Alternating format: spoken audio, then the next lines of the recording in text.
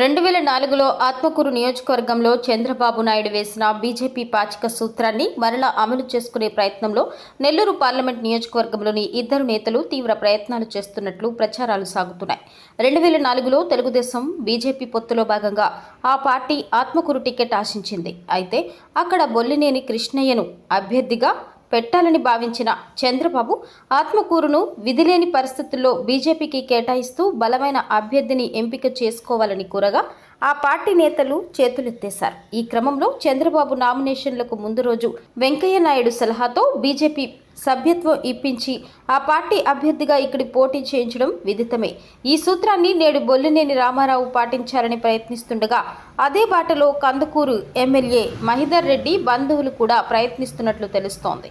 Telugu Desam ticket Kakarla సురేష్కి ఖాయం చేసిన క్రమంలో మాజీ ఎమ్మెల్యే రామారావు టికెట్ రాకపోవడంతో తీవ్ర అసహనానికి గురయ్యారు. ఈ క్రమంలో ఆయన గత 10 రోజులుగా చంద్రబాబుతో భేటీ అయ్యే విషయమై వాయిదా పడుతూనే వస్తోంది. బాబుతో ఆయన భేటీ ఏర్పాటు చేసే విషయంలో జిల్లా నేతలు ఎవరు సాహసించే ప్రయత్నం చేయకపోగా అధిష్టానం నుంచి సందేశం వచ్చినా ఆయన అందుబాటులో లేరని, ఢిల్లీలో ఉన్నారని తాజాగా సమాచారం ఇచ్చారు. అయితే తెలుగుదేశం పార్టీ తనకు టికెట్ ఇచ్చే అవకాశం లేదన్న బొల్లినేని తనకున్న పరిచయాలతో బీజేపీ వేదిక మీద పోటీ చేసేందుకు తీవ్ర స్థాయిలో ప్రయత్నాలు చేస్తున్నారని ఆయన ముఖ్యులు పేర్కొంటున్నారు.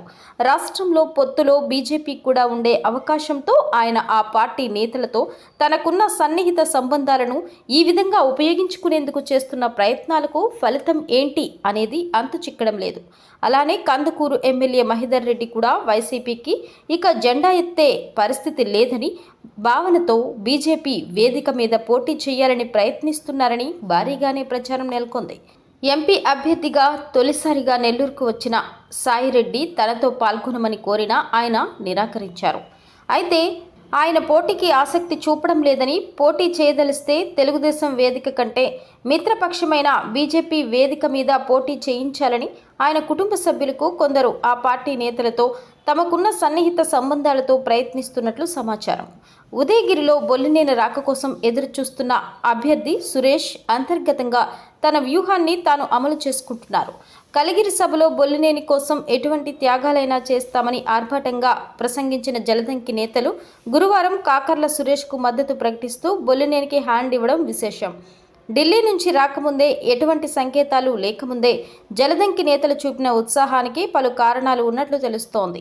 ఇప్పటికే ఆలస్యమైందని, మరింత ఆలస్యమైతే జలదంకిలో కొత్త నేతల పెత్తనం మొదలైతే తమకు మొదటికే మోసం అని ఇలా చేశారని అంటున్న బొల్లినేని కలిగిరి సభకు ముందే జలదంకి నేతలతో పాటు మరికొందరు సురేష్కి పచ్చజెండా ఊపినట్లు తెలుస్తోంది.